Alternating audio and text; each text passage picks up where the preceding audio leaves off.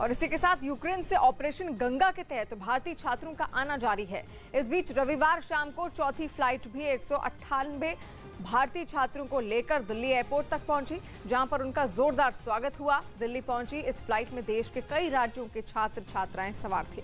इस दौरान राजस्थान की मंत्री ममता भूपेश भी छात्रों को रिसीव करने के लिए दिल्ली एयरपोर्ट पहुंची। चौथी फ्लाइट में राजस्थान के भी 21 छात्र भारत लौटे हैं, जिनकी मंत्री ममता भूपेश ने शानदार अगवानी की।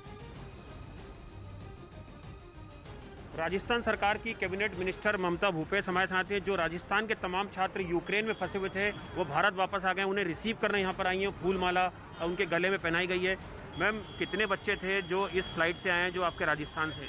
देखिए, 21 बच्चे हमारे राजस्थान से इस फ्लाइट से आए हैं। हमने इनका वेलकम किया है। बिहाफ ऑफ स्टेट गवर्नमेंट में यहाँ पर आई हूँ क्योंकि हम चाहते हैं कि हमारे बच्चों को असुविधा ना हो, और इतनी खतरनाक भयंकर मंजर को जो आंखों से देख कर आए हैं, उसके बाद इनको अपने भारत देश के अंदर हमारे प्रदेश की तरफ से सुकून किस तरह से हम दे पाएँ और किस तरह से इनको आते ही एक घर का वातावरण हम महसूस करा पाएँ। इनके पेरेंट्स से हमने इनकी बात कराई, और जैसा ये चाहेंगे, अगर ये रुकना चाहेंगे तो हम लोग हमारी सरकार की तरफ से इनको रोकने की फैसिलिटीज़ है। भारत एम्बेसी के साथ लगातार संपर्क में होंगे, और यूक्रेन में भी आपने जो छात्रों से बात की होगी, कितने और बच्चे हैं जो राजस्थान के हैं, जो यूक्रेन में हैं, जो इंडियन एम्बेसी के जरिए भारत आने वाले हैं? देखिए, लगातार संख्या बढ़ती जा रही है, संख्या आती जा रही है, इसलिए अभी तो हम उस संख्या को निश्चित आपको नहीं बता सकते, क्योंकि अभी थोड़ी देर पहले पता चला कि एक और फ्लाइट आ रही है। अभी रात में 3 बजे एक फ्लाइट आई। तो जो भी हम लोग कोशिश तो कर रहे हैं, लेकिन बच्चे धीरे धीरे बताए जा रहे हैं एक दूसरे को, तो इसलिए संख्या को अभी हम फिक्स नहीं कर सकते। लेकिन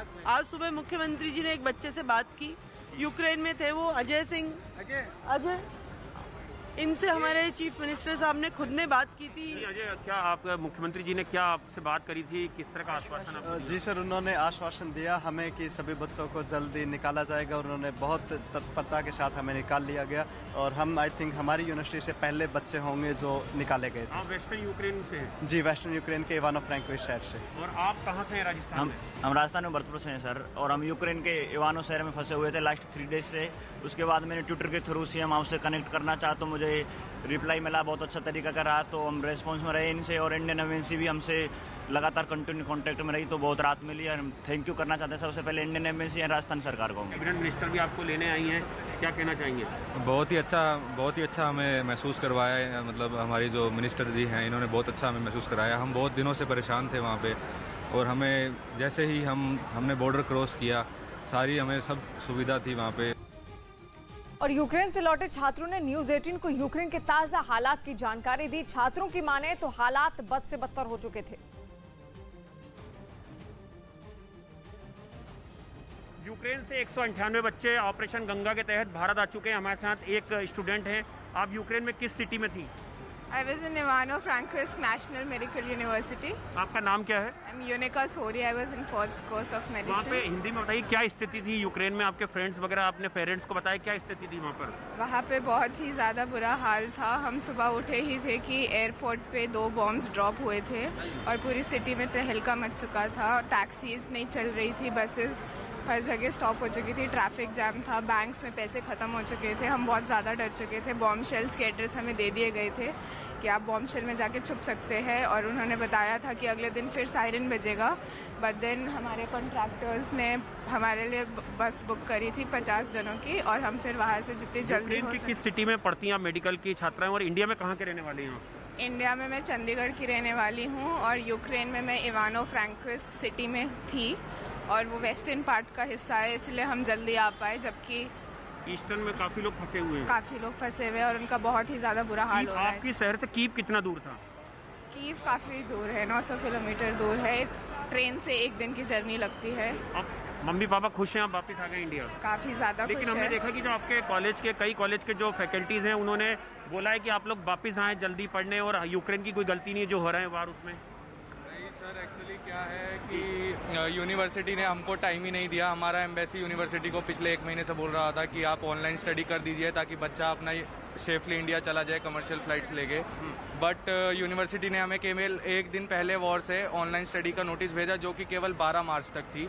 और जब हमने फ़्लाइट्स बुक करानी शुरू करी तो उन्होंने हमको नोटिस में मेंशन करके दिया कि 12 मार्च तक ही ऑनलाइन रहेगा, अगर उसके बाद आपका ऑफलाइन स्टडी शुरू होता है तो आपको इंडिया से वापस आना पड़ेगा किसी भी स्थिति में, वरना आपको एक्सपेल कर दिया जाएगा।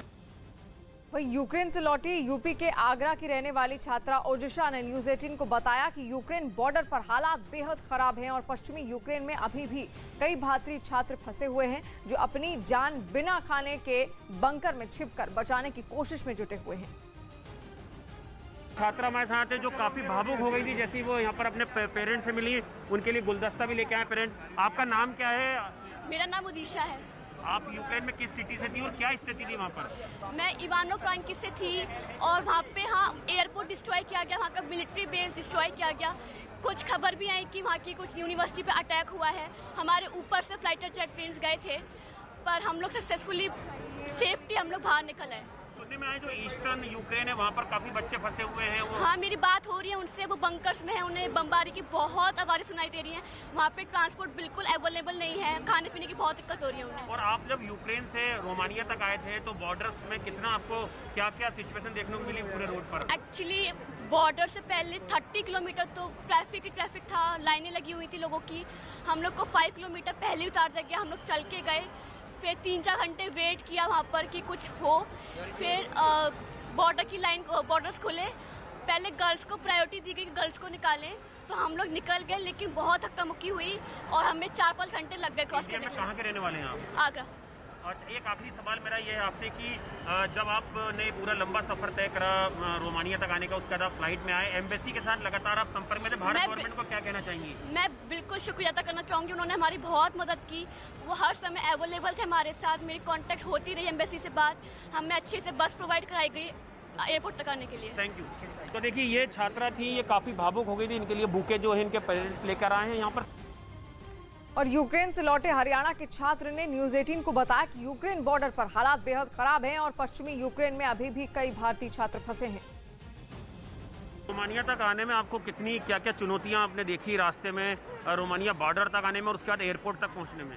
रोमानिया बॉर्डर तक आने में हमने खुद की बस कराई थी, हम 50 स्टूडेंट्स थे, तो वहाँ पे जो लाइनें लगी हुई है वो लोग भी लड़ रहे हैं एक दूसरे से, क्योंकि किसी को भी एंट्री नहीं मिल रही है। वहाँ पे गाड़ियाँ हैं कम से कम भी 1000 to 1500 गाड़ियाँ खड़ी हैं वहाँ पे अभी भी, जिनमें बसेस भी हैं, ट्रक्स भी हैं, और कई लोग तो ऐसे हैं जो वहाँ पे गाड़ियाँ खड़ी करके छोड़ के चले गए हैं। अभी जो फ्लाइट आई जिसमें 198 स्टूडेंट थे, ये सब किस सिटी के हैं अधिकतर इसमें?